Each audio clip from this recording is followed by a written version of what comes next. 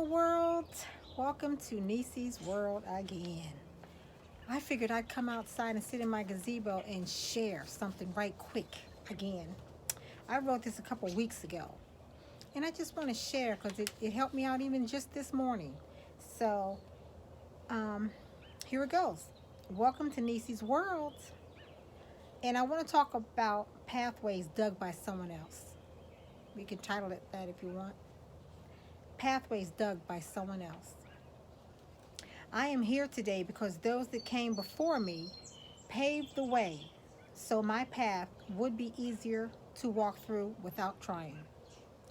My mom, she never complained around me. A very quiet giant, meticulous in her words. Even in her worst times, she kept going. My dad, he taught me how to fend for myself as he guided me. He showed me how to be independent.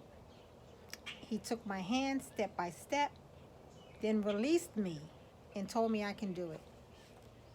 We rode the train to my dental appointments as I was a young girl every week, just me and my dad. Even though we had a car, our first stop into Philadelphia was 30th Street Station. We would race to catch the bus, then on to our final destination, the dental office. I did not have a care in the world because my father was with me. And when I finished up my appointment, he would always take me across the street to get a hoagie before we headed back to the train station. I don't remember how long we did this together, but after a while, one day, he took me to the train station and he did not get out the car. I can't even remember the exact words, but I'm sure it was something like this. You know the drill. Follow the path I laid out for you and just walk through it. So I boarded the train all by myself. I was not scared because I trusted my father. And I even had enough money for my hoagie on the way back. Dad knew exactly what he was doing. I didn't. He had to make sure the path was clear before he let his baby girl go alone. I did this for quite some time, every week. I arrived back to the train, Bristol Station, and the train rounded the corner and I could see my father waiting for me. I was so independent, I thought. You see, my first airplane ride was when I was about 14 years old. That was my very first plane ride. And it's so funny because God prepares you without you even knowing it. And when I got married at 23, I think it was, for the next 24 years, all I did was hop off trains and onto planes. Planes. And in the military, I was a military wife. So I was walking through my destinations that were set without my help. And I was never frightened. The other villagers that I was surrounded by were the matriarchs that helped raise me. My sister came through a very tough situation in her personal life, and she kept going in spite of her pain. She never quit. She was the one who showed me how to dress our small little frames. We were so skinny, but we sure knew how to dress. My other big sister, Abby, a very close family friend. My big sister who took time with me as a young adult, and she saw me, showed me how to cook. We spent good, fun, long times together. We would talk about a lot of things. She was very elegant and stylish. Another role model who influenced my style. My Aunt Bert, my God. How many of y'all have a Medea in the family?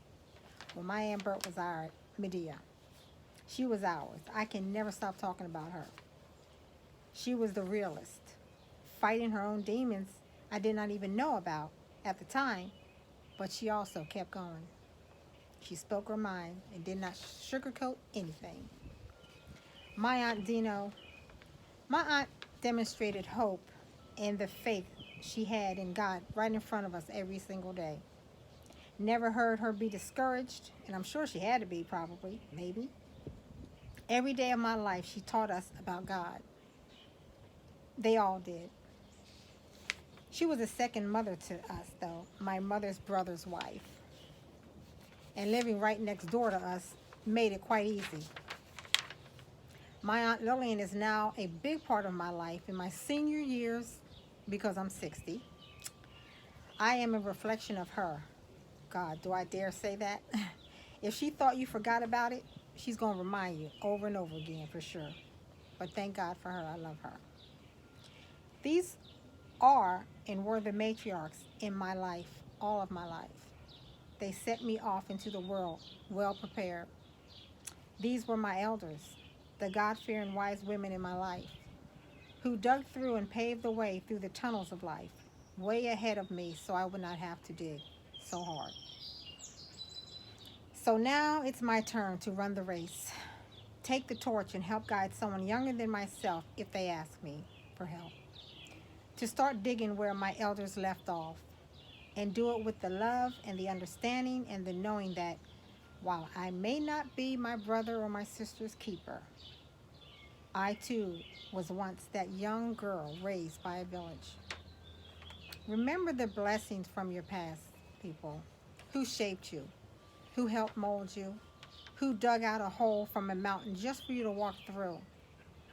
And you're still here, no matter how big or small, whoever that was. It may not even be your parents, but God sent you someone throughout your life, step by step. If you just close your eyes long enough to remember and wear that with a badge of honor, God will always send a ram in the bush. So I am done.